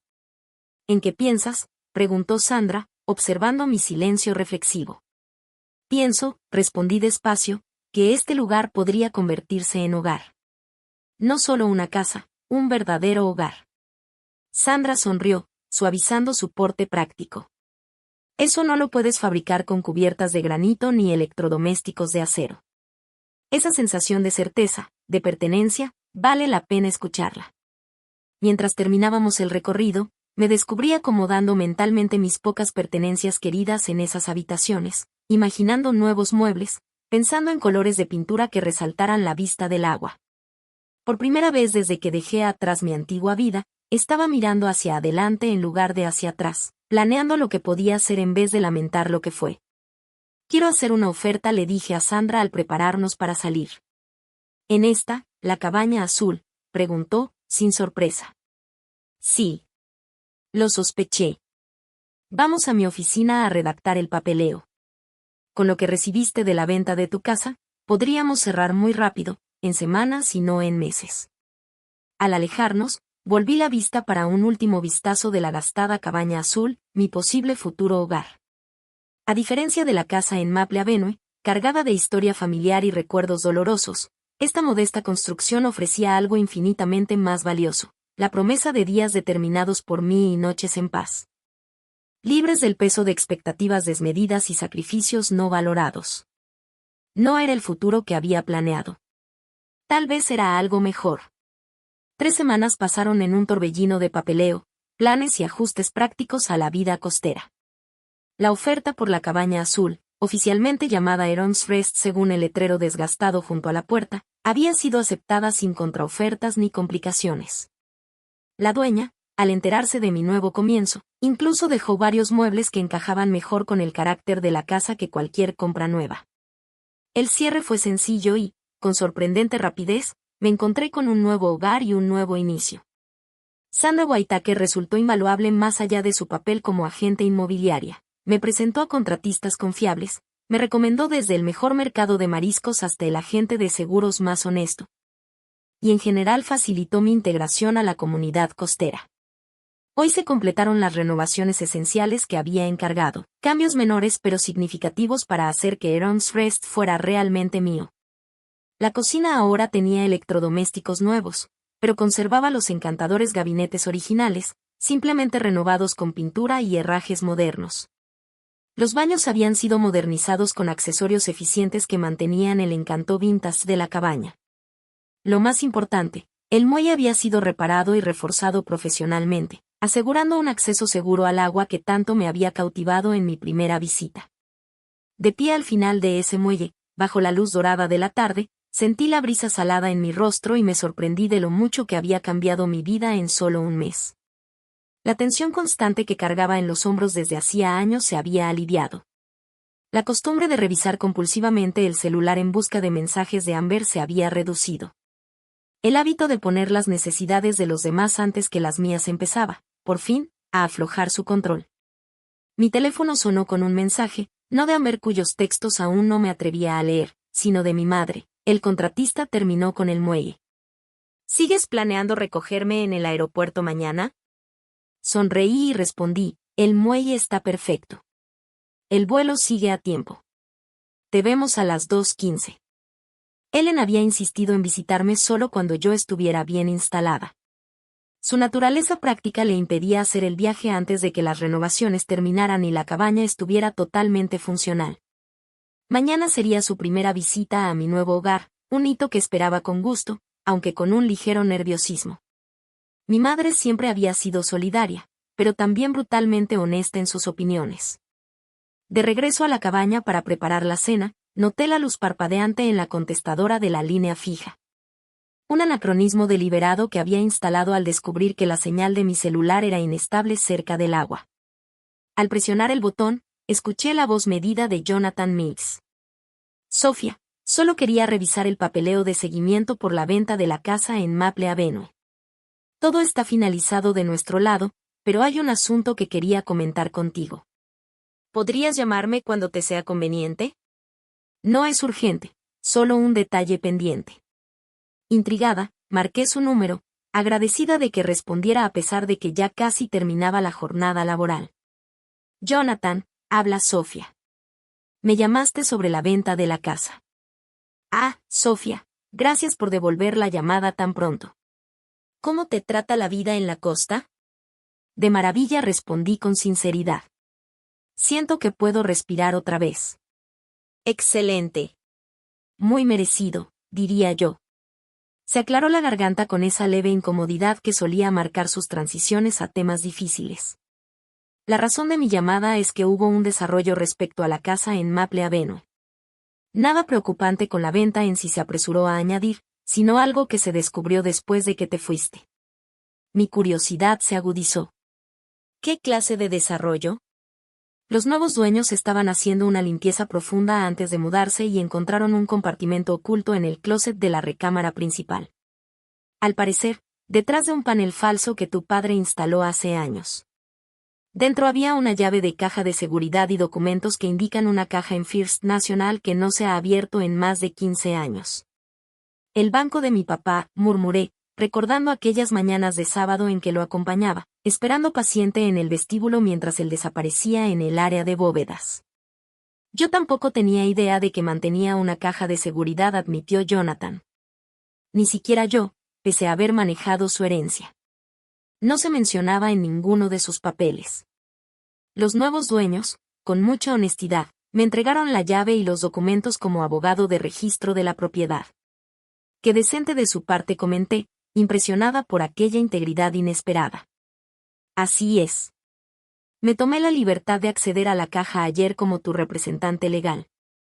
El tono de Jonathan se volvió más formal. Sofía, creo que deberías conocer su contenido antes de decidir cómo proceder. Algo en su manera cuidadosa de expresarse me puso en alerta. ¿Qué encontraste, Jonathan? Dudó un instante. Varios elementos de interés. Primero, una carta de tu padre dirigida a ti, fechada poco antes de su fallecimiento. Segundo, documentación sobre ciertos arreglos financieros que hizo respecto a Amber. Y tercero, lo que parece ser evidencia sustancial de irregularidades por parte del padre de Amber cuando dejó a tu familia. Me senté de golpe, abrumada por el peso de sus palabras. ¿Qué tipo de irregularidades? Del tipo que normalmente involucra a la policía, respondió con delicadeza. Según los documentos, tu padre reunió pruebas de que David Monroe desvió fondos importantes de su empleador antes de desaparecer de sus vidas. Al parecer, decidió no proceder para protegerte a ti y a Amber, a pesar de tener pruebas suficientes para iniciar cargos criminales. La revelación me golpeó como un puñetazo físico. David Monroe, el hombre encantador e inconstante que me había deslumbrado en mis 20s, que se casó conmigo de forma impulsiva, que engendró a Amber y luego desapareció cuando ella tenía 5 años diciendo que el compromiso no era lo suyo, un prófugo criminal. Me parecía a la vez impactante y, en retrospectiva, totalmente coherente con su carácter. ¿Por qué mi padre guardaría este secreto?, me pregunté en voz alta. ¿Por qué no decirme al menos a mí? Su carta responde a esa pregunta, dijo Jonathan con suavidad. No lo leí completo. Era claramente personal. Pero el primer párrafo mencionaba protegerte tanto a ti como a Amber de verdades dolorosas hasta que surgieran las circunstancias apropiadas. Mi mente empezó a correr, conectando piezas dispersas a lo largo de décadas. La inexplicable generosidad de mi padre después de que David se fue. El apoyo práctico que mantuvo a Amber y a mí a flote durante esos años tan difíciles. Sus comentarios crípticos de vez en cuando sobre que David recibiría lo que merecía tarde o temprano. Su insistencia en crear fideicomisos educativos para Amber que yo no podía usar para otros fines. ¿Qué significa esto para Amber?, pregunté, dejando que la preocupación materna surgiera automáticamente a pesar de los eventos recientes. Legalmente, nada directo. El plazo de prescripción por los delitos financieros ya venció, según mi revisión preliminar. Pero la documentación incluye algo más que podría ser relevante para ella en lo personal. Evidencia que sugiere que David estableció una nueva identidad en Arizona y quizá formó otra familia allá. Mi mano libre se aferró al borde de la barra de la cocina, tratando de mantenerme firme ante aquella cascada de revelaciones. Amber podría tener medios hermanos que no sabe que existen. Parece posible, confirmó Jonathan. La información está un poco desactualizada, claro, pero lo suficientemente sólida como para servir de punto de partida si ella quisiera investigar más. Cerré los ojos, procesando las implicaciones. Después del cruel rechazo de Amber y de mi partida, ¿acaso querría ella recibir esta información?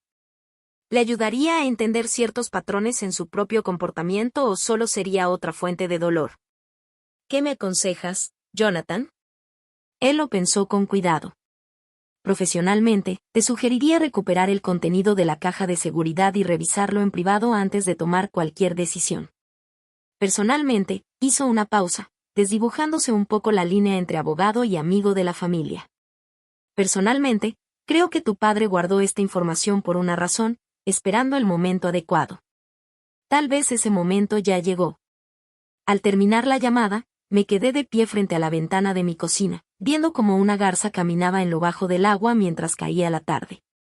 La escena tranquila contrastaba con la tormenta de mis pensamientos. Justo cuando empezaba a construir una vida nueva, independiente de las viejas dinámicas familiares, este descubrimiento amenazaba con arrastrarme de nuevo a la órbita de Amber. No como la madre rechazada, sino como portadora de información que podía cambiarle la vida. ¿Qué responsabilidad tenía yo de compartir los hallazgos de mi padre con una hija que me había pedido desaparecer de su vida? ¿Qué derecho tenía a retener información que quizá le ayudara a entender su propia historia y tendencias? Cuando la oscuridad cubrió el agua, tomé una decisión.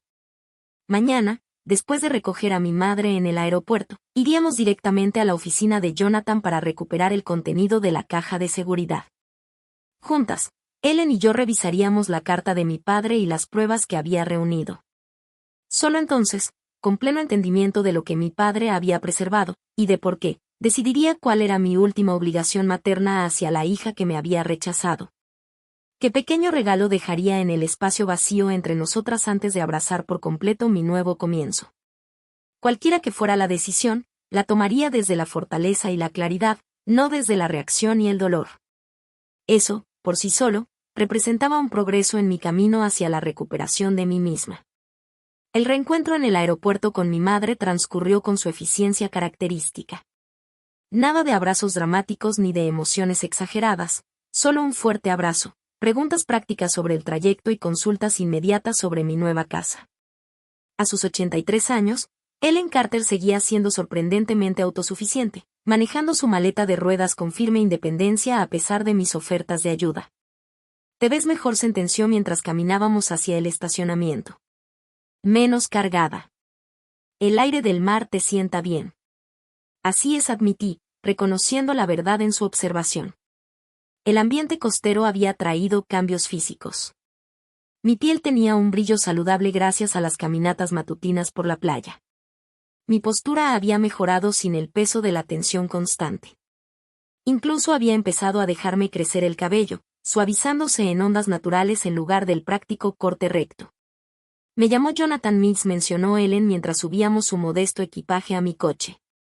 «Dijo algo sobre la caja de seguridad de tu padre. ¿Qué pasaríamos por su oficina?» Sí, confirmé, sin sorprenderme de que Jonathan la hubiera contactado directamente. Mi madre y mi padre habían sido amigos cercanos del abogado durante décadas antes de la muerte de papá. Era lógico que Jonathan la considerara una parte interesada en este hallazgo. Al parecer, papá dejó información delicada respecto al padre de Amber. El rostro de Ellen se agudizó con interés. «David Monroe, nunca confié en ese hombre. Tu padre tenía sospechas sobre el que iban más allá de haberlas abandonado a ti y a Amber. Esto me llamó la atención». «¿Tú sabías de esto?» «No con detalles», aclaró mientras comenzábamos el camino hacia el centro de Wilmington, donde estaba la oficina de Jonathan. «Pero sabía que Robert investigaba algo. Él era muy protector contigo.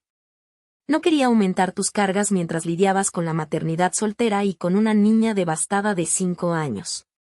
La revelación de que mi madre había sabido, al menos de forma periférica, sobre las preocupaciones de mi padre añadió otra capa al misterio familiar que se desplegaba. «¿Por qué nunca me lo mencionaste?» Ellen se encogió de hombros ligeramente. «Robert me pidió que no lo hiciera. Decía que algunas verdades no tienen propósito a menos que las circunstancias las hagan necesarias. Yo confiaba en su criterio». Mientras avanzábamos por el centro histórico de Wilmington rumbo a la casa victoriana convertida en despacho que albergaba la oficina de Jonathan, me preguntaba qué circunstancias habría considerado mi padre como suficientes para revelar sus descubrimientos. Quizá justo un momento como este, cuando el carácter y las decisiones de Amber habían obligado a replantear nuestra relación desde lo más profundo. Jonathan nos recibió en su oficina con la cortesía formal que siempre caracterizaba su trato profesional, aunque el afecto genuino hacia mi madre se notaba en la manera en que se aseguró, con toda consideración, de que tuviera la silla más cómoda. «He traído el contenido de la caja de seguridad», explicó, señalando una cartera de cuero desgastada sobre su escritorio. «Como le mencioné a Sofía, hay varios componentes: una carta personal, documentación financiera y pruebas relacionadas con la partida de David Monroe. Gracias por manejar esto con tanta discreción, dije, mirando la cartera con una mezcla de curiosidad y temor. Por supuesto, Jonathan dudó un instante antes de añadir. Considero que ya cumplí con mi obligación profesional al recuperar estos materiales y entregártelos. Lo que suceda después depende por completo de ti, Sofía. ¿Prefieres privacidad para revisarlos? Volteé a ver a mi madre, que se mantenía atenta y serena, su naturaleza práctica evitando que la escena se sintiera como un melodrama sacado de una novela de misterio. No es necesario. Mamá es familia. Lo que papá guardó también tiene que ver con su nieta. Jonathan asintió, empujando la cartera hacia mí antes de excusarse con un comentario en voz baja sobre darnos tiempo para asimilar el contenido. El cuero estaba suave por los años y el broche de latón mostraba manchas de óxido por el desuso. Al abrirla encontré 3 secciones distintas, cada una cuidadosamente rotulada con la letra precisa de mi padre, para Sofía, David Monroe, evidencias, y fideicomiso de Amber. Comencé con la carta personal, sacando varias hojas de papel grueso cubiertas con su inconfundible caligrafía. La fecha, 17 de marzo de 2007, la situaba apenas 2 semanas antes de su inesperada muerte por un infarto. Adelante, me animó Ellen suavemente. Léela en voz alta si quieres. Respirando hondo, empecé. Mi queridísima Sofía. Si estás leyendo esta carta, es porque han surgido circunstancias que llevaron a Jonathan a compartir contigo el contenido de esta caja de seguridad. Le pedí que mantuviera estos materiales en resguardo hasta que yo mismo los recuperara, en cuyo caso jamás verías esta carta, o hasta que ocurriera una situación en la que esta información fuera necesaria para tu bienestar o el de Amber. El momento en que la descubras es, por lo tanto, significativo. Representa ya sea mi incapacidad de resolver estos asuntos en vida o la aparición de las circunstancias que por años temí que se materializaran. Lo que he documentado aquí concierne a David Monroe, el hombre que te abandonó a ti y a Amber hace 15 años. Su partida, que tanto dolor y caos causó en sus vidas, no fue el acto impulsivo de un hombre inmaduro incapaz de asumir responsabilidades, como siempre creíste. Fue una desaparición calculada, impulsada por una necesidad criminal. Poco antes de que David se fuera, empecé a notar discrepancias en su conducta, compras costosas que no coincidían con sus ingresos declarados, llamadas nocturnas, cada vez más secretismo sobre su paradero. Mis sospechas me llevaron a investigar a través de contactos de negocios, y así descubrí algo inquietante. David había estado desfalcando sistemáticamente fondos de Meridian Financial, donde trabajaba en el área contable. Cuando lo confronté en privado, ni lo negó ni lo confirmó, pero en menos de 48 horas desapareció de sus vidas. 3 días después, Meridian Financial detectó el fraude, casi $425,000 faltantes, desviados mediante un sofisticado esquema de registros falsificados y transacciones manipuladas. Enfrenté una decisión terrible: compartir la información contigo y con las autoridades, exponiéndote a ti y a una Amber de 5 años a un escándalo público y a una investigación criminal, o guardar silencio, protegiéndolas del trauma adicional pero permitiendo que un criminal escapara de la justicia. Elegí la protección sobre la justicia, una decisión que he cuestionado muchas veces. Para compensar mi silencio, reemplacé los fondos robados de manera privada, mediante una donación anónima a la compañía matriz de Meridian, evitando así el daño financiero sin exponer públicamente los crímenes de David. Mis investigaciones no terminaron ahí. Por canales privados rastreé a David hasta Arizona, donde se estableció con una nueva identidad, Daniel Matthews. La documentación en esta cartera incluye pruebas de esa transformación, incluyendo su matrimonio con Catherine Brennan en el año 2000 y el nacimiento de 2 hijos, Emma, en 2001, y Joshua, en 2003. He mantenido esta vigilancia no por rencor, sino por la preocupación de que David Daniel pudiera algún día intentar regresar a sus vidas y causarles más daño. Mis contactos reportan que al parecer ha logrado cierta estabilidad, con empleo legítimo y compromisos familiares en Phoenix desde hace varios años. Si esto representa una verdadera reforma o solo un engaño más profundo, no puedo asegurarlo. La pregunta que me ha perseguido es si Amber debería conocer estas verdades sobre su padre. ¿Le daría comprender la realidad de su partida un contexto sanador, o solo le abriría nuevas heridas? ¿Está un hijo mejor servido por ilusiones protectoras o por verdades difíciles? Al final, He llegado a la conclusión de que esa decisión te corresponde a ti, Sofía. Tú conoces mejor que nadie el corazón y la fortaleza de tu hija. La tercera sección de este portafolio contiene la documentación del fideicomiso que establecí para Amber. Fondos equivalentes a lo que David robó, apartados para su educación y su seguridad futura. Explicarle o no el origen de estos fondos, de nuevo, es tu decisión. Si las circunstancias han llevado a que Jonathan te comparta este material ahora, confío en que el momento es el adecuado y necesario. Sea cual sea la situación que se haya presentado, recuerda que tu juicio siempre ha sido acertado, tu corazón invariablemente generoso y tu resiliencia extraordinaria. Con amor duradero y plena confianza en tu sabiduría. Papá. Bajé la carta, la vista nublada por las lágrimas. La voz de mi padre práctica, reflexiva y profundamente amorosa parecía llenar la habitación, borrando 15 años de ausencia con una presencia inmediata. Él lo sabía, dije al fin, levantando la mirada hacia mi madre. De alguna manera, previó que un día necesitaría esta información, que algo podía pasar con Amber. Ellen asintió, con los ojos también brillando de forma sospechosa. Tu padre era excepcionalmente perceptivo con la gente y sus patrones. Probablemente reconoció ciertos rasgos en Amber desde que era niña. Tendencias heredadas de David que, tarde o temprano, podían convertirse en grandes desafíos. Me quedé pensando, recordando momentos de la infancia y adolescencia de Amber que me habían inquietado, aun cuando mi instinto materno me empujaba a ver lo mejor en ella. Las mentiras casuales por conveniencia, la manipulación de las percepciones de los demás, la forma selectiva de presentar los hechos para dar la impresión que le convenía.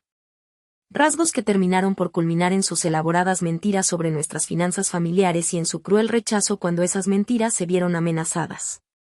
Naturaleza y crianza, murmuré. Todos estos años me he culpado por la conducta de Amber. Me pregunté qué hice mal al criarla. Cómo fallé en inculcarle mejores valores. Pero quizá algunas de estas tendencias las heredó, llevadas en su ADN, de un padre capaz de robar sistemáticamente a su empleador y abandonar a su familia sin aparente remordimiento. Eso no la exime de la responsabilidad de sus decisiones, señaló Ellen con pragmatismo. Entender los orígenes no es lo mismo que justificar las acciones. No asentí, pero da contexto y tal vez dirección para lo que sigue. Volví mi atención a las otras secciones del portafolio, revisando la evidencia meticulosamente organizada que mi padre había reunido sobre los crímenes de David Monroe y su reinvención como Daniel Matthews. Fotocopias de licencias de conducir, registros de domicilios, verificaciones de empleo, incluso formularios de inscripción escolar de los medios hermanos que Amber nunca supo que tenía. Todo presentado con la minuciosidad característica de mi padre. La sección final, titulada Fideicomiso de Amber, contenía documentos financieros que establecían un fondo educativo a nombre de ella. El mismo fondo con el que terminé financiando su licenciatura y su carrera en Derecho, creyendo que era simplemente un generoso regalo de mi padre y no una forma de restitución por los crímenes de su padre. La pregunta ahora, dije, cerrando el portafolio después de haberlo revisado todo, es qué hacer con esta información. Papá me dejó la decisión, pero no estoy segura de que le conviene más a Amber en este punto, ni de que estoy obligada a compartir dado nuestro distanciamiento actual. Ellen reflexionó un momento. ¿Qué querrías tú si estuvieras en su lugar? La pregunta cortó mi confusión con una claridad brutal. Si yo fuera Amber, tratando de entender mis propias tendencias, repitiendo quizá patrones destructivos sin reconocer su origen, ¿no querría la oportunidad de verme con más claridad gracias a este conocimiento? No como excusa, sino como explicación que pudiera abrir el camino a mejores decisiones. Querría saberlo, respondí al fin. Aunque la verdad doliera, querría tener la oportunidad de comprenderme mejor entendiendo de dónde vengo. Ellen asintió, satisfecha con mi conclusión. Entonces creo que ya tienes tu respuesta. Mientras nos preparábamos para salir de la oficina de Jonathan, la forma de mi último gesto maternal hacia Amber empezó a tomar claridad. No vengativo, no punitivo, sino esclarecedor, un regalo de verdad que quizá iluminara las sombras de su propio comportamiento, dándole una última oportunidad de crecer. Incluso mientras yo seguía adelante en mi propio camino. Ese pequeño regalo que dejaría en el espacio vacío entre nosotras iba tomando forma, no tanto como una despedida, sino como una última ofrenda. Si Amber lo reconocería como tal, estaba por verse. La semana después de la llegada de mi madre transcurrió en un ritmo agradable, mostrándole mi nueva vida. Caminatas matutinas por la orilla, presentándole a los vecinos que ya me habían recibido con calidez. Tardes en el muelle, viendo cómo los atardeceres espectaculares pintaban el cielo con colores imposibles. Ellen abordó la vida costera con su típica mirada práctica, señalando los efectos de la humedad en distintos materiales, evaluando los servicios locales con ojo crítico y, finalmente, declarando que la cabaña azul era sensiblemente encantadora, lo que en su perspectiva pragmática equivalía a un gran elogio. «Lo has hecho muy bien aquí», comentó en nuestra quinta tarde, mientras estábamos en el porche con vasos de té helado. «No solo con la propiedad, sino contigo misma. Estás diferente».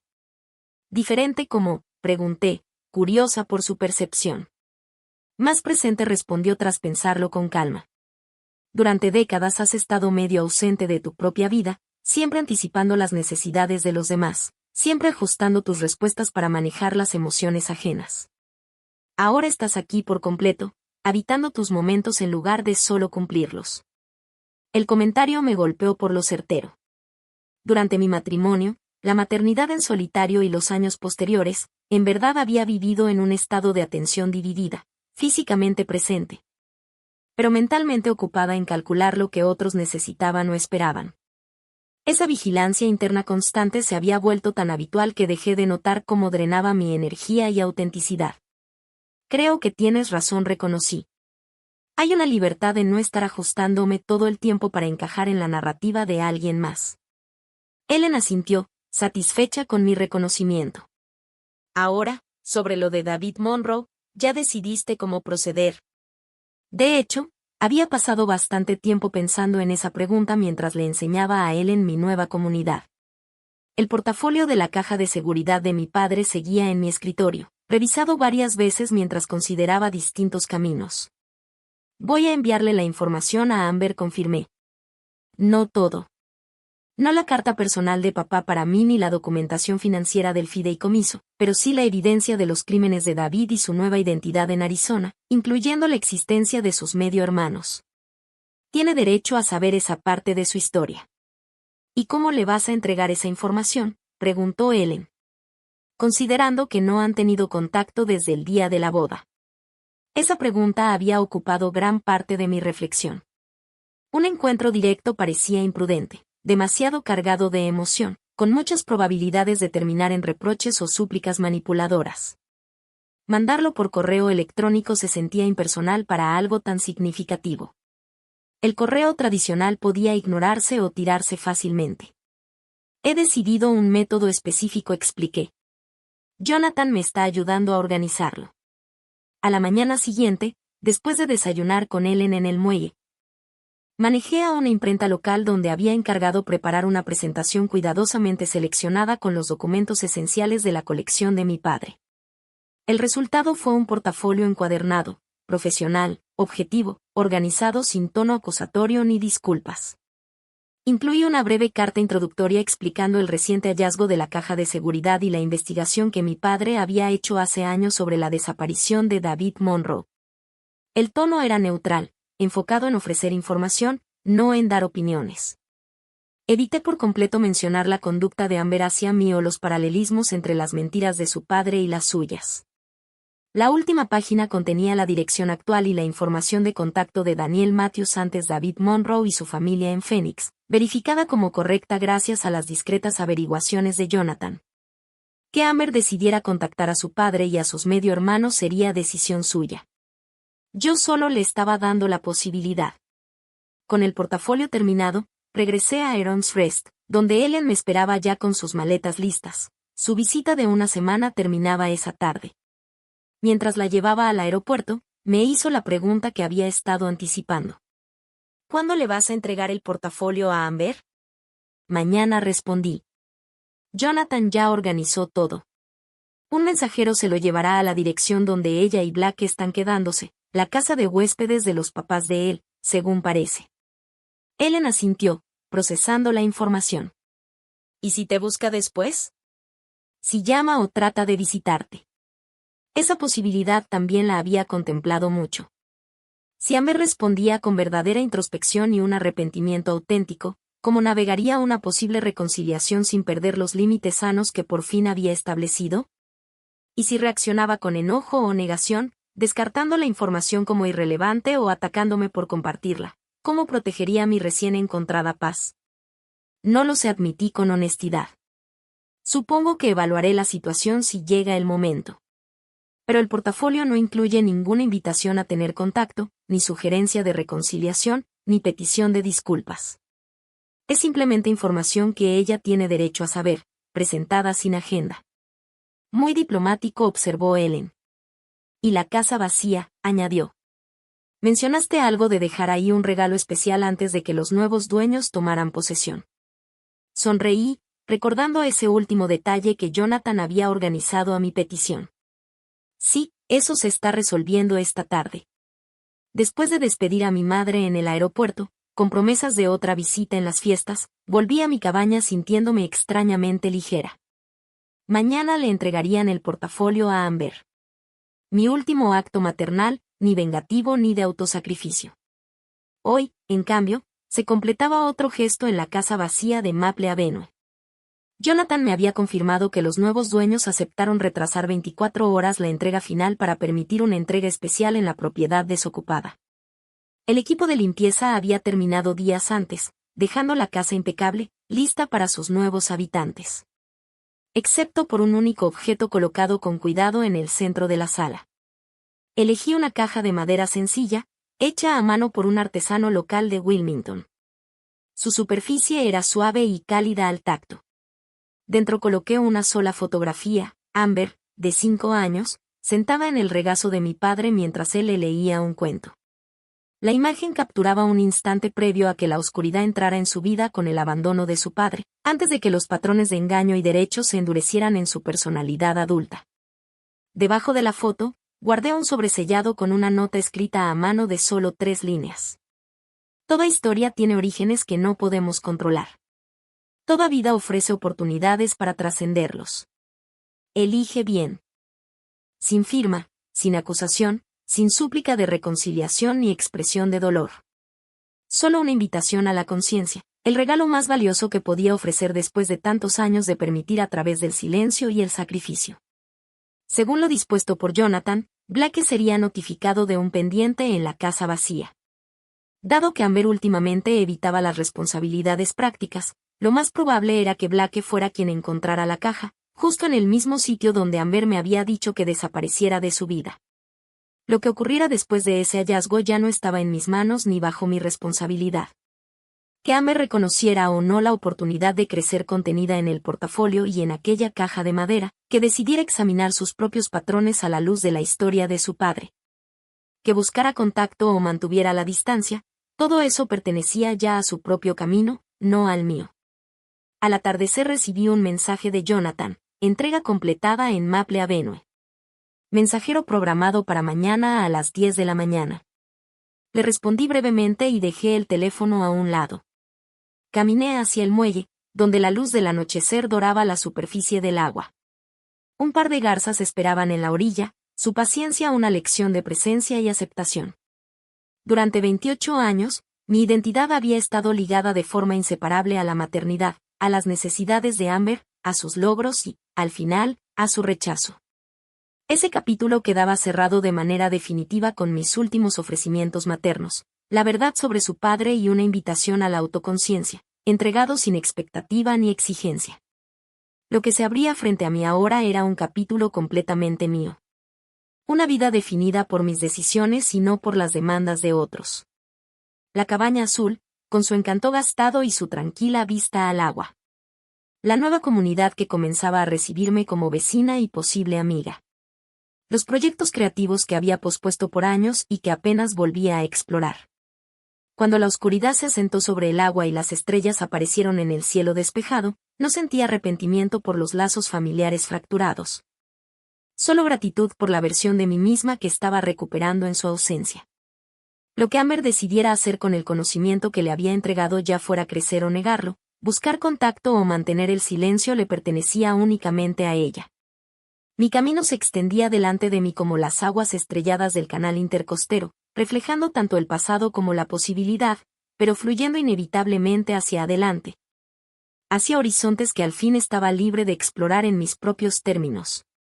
¿La peor madre que alguien podría tener? Quizá en la percepción distorsionada de Amber.